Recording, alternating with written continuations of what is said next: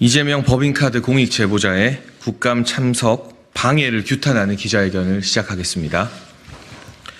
국민 여러분, 저는 오늘 힘없는 약자의 편에 서야 할 국회가 자신들의 권력으로 피해자를 찍어 누르는 만행을 고발하기 위해 이 자리에 섰습니다. 국민 세금으로 월급을 받는 공무원이 경기도지사 부부의 사적 심부름을 전담하며 갑질을 당했고, 그 과정에서 법인카드와 공금이 유용되는 것을 직접 목격했습니다. 잘못하면 인생이 망가질 수 있지만 경기도 공무원 A씨는 용기를 내 진실을 밝혔습니다. 그렇게 공무원 A씨는 공익제보자 A씨가 됐고, 이제는 조명현이란 이름과 얼굴을 공개하며 당당하게 이재명 대표의 공금 횡령과 갑질을 국민 여러분에게 말씀드리려 했습니다.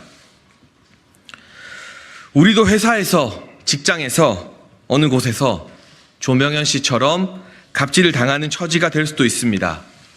부당한 지시와 공금 횡령을 경험하고 차마 어디에도 말하지 못해 끙끙 앓을 수도 있습니다.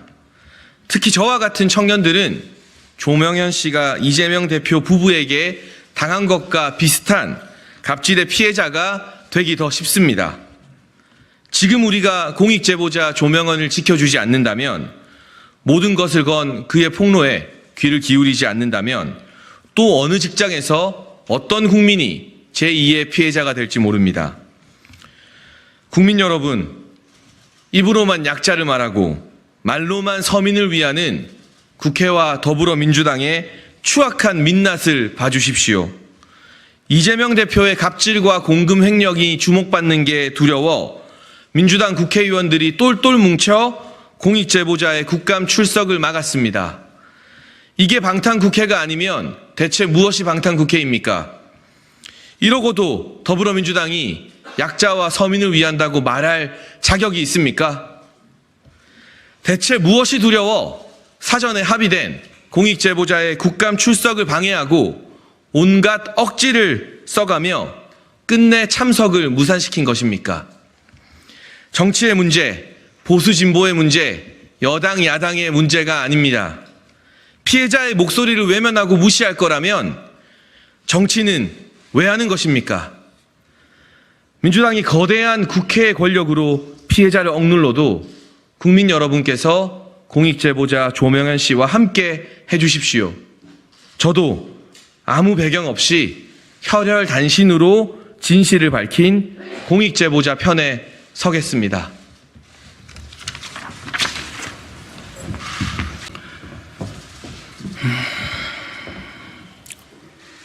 안녕하십니까.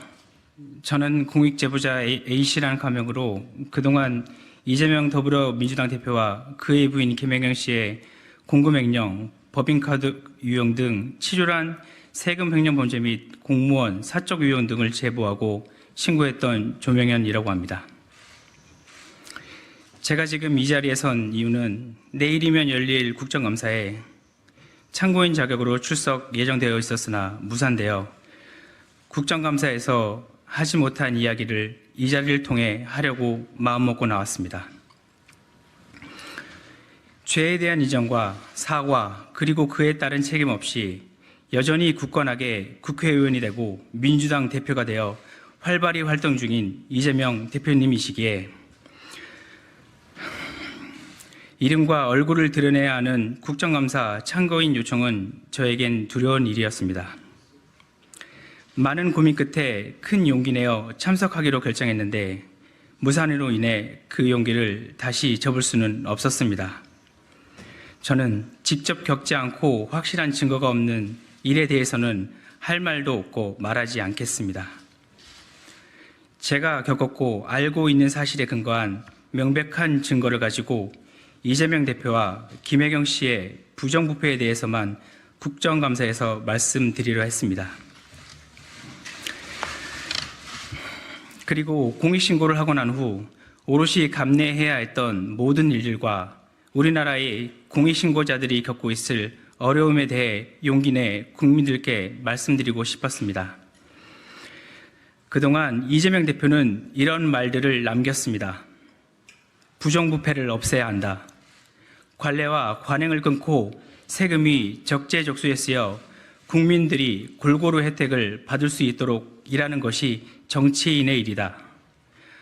서민들에게 돌아갈 혜택이 사라지고 있는 현실에 분노하며 대선 출마 결심을 했다.